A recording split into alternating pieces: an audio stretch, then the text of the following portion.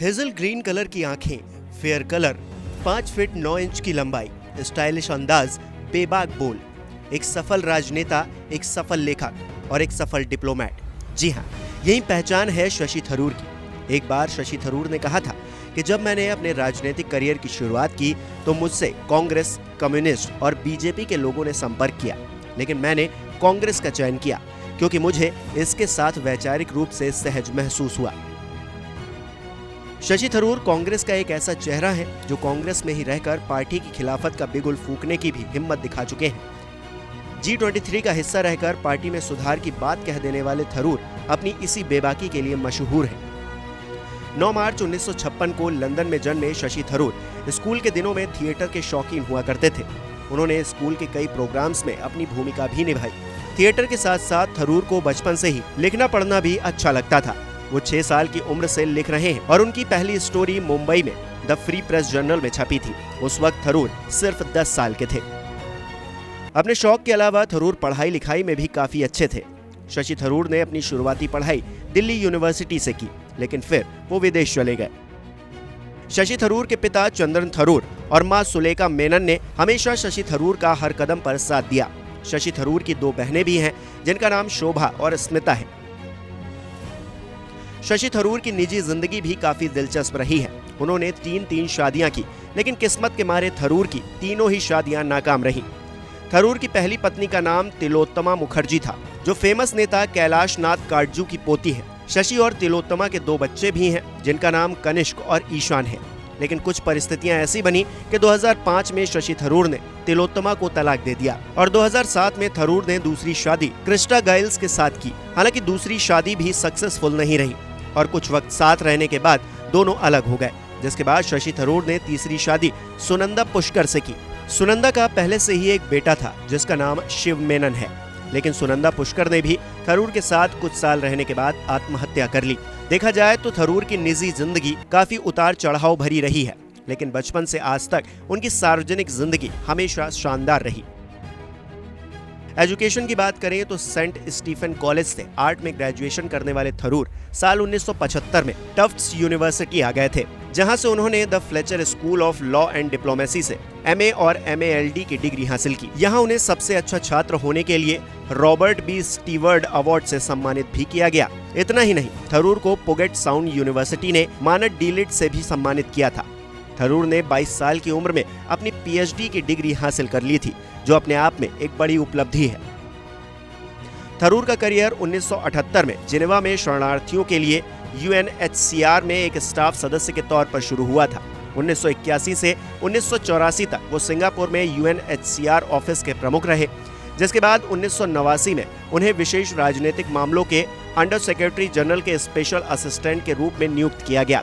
फिर 1996 में थरूर को तत्कालीन महासचिव कोफी अन्नान का एग्जीक्यूटिव असिस्टेंट नियुक्त किया गया था। इसके बाद जनवरी 2001 में थरूर ने कम्युनिकेशन और पब्लिक इंफॉर्मेशन के अंडर सेक्रेटरी जनरल के तौर पर संयुक्त राष्ट्र की कम्युनिकेशन स्ट्रेटेजिस्ट की जिम्मेदारी संभाली।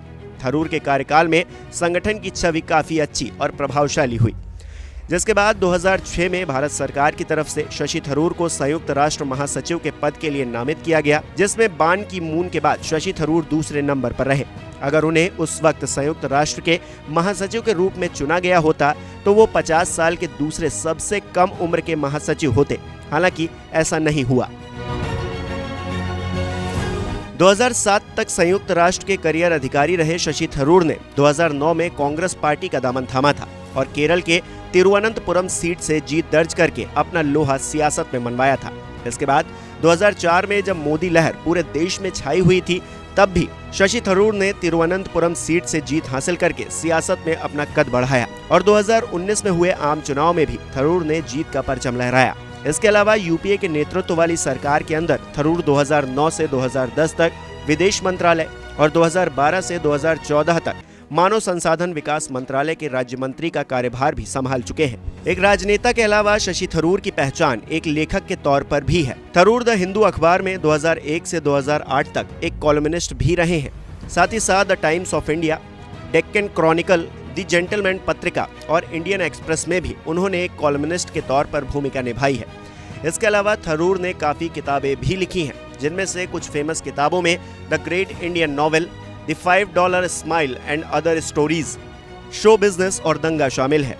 हालांकि 18 बेस्ट सेलिंग किताबें लिखने वाले शशि थरूर का विवादों से भी गहरा नाता रहा है। शशि थरूर पर आईपीएल क्रिकेट फ्रेंचाइजी में शेयर हासिल करने के लिए अपने कार्यकाल का दुरुपयोग करने का आरोप लगा था, जिसके बाद उन्होंने अप्रैल 2010 में अपने केंद्रीय मंत्री पद से इस्तीफा दे दिया।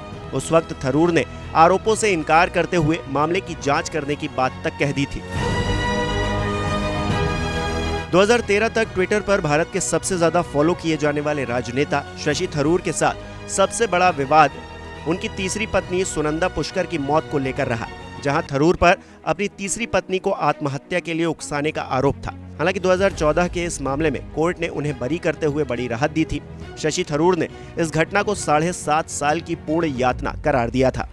इतना ही नहीं, 17 सालों बाद मिस वर्ल्ड 2017 का खिताब जीत कर आई मनुषी छिल्लर को लेकर भी थरूर का एक किस्सा काफी सुर्खियों में रहा।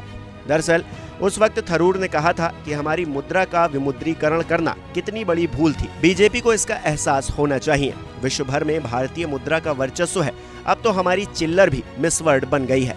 हालांकि आलोचनाओं के बाद थरूर ने सफाई देते हुए इस मामले में माफी भी मांगी थी।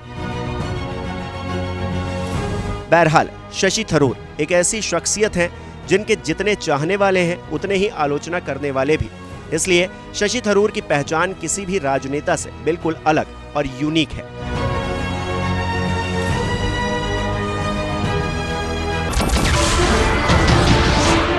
नमस्कार, मैं हूं मानक गुप्ता।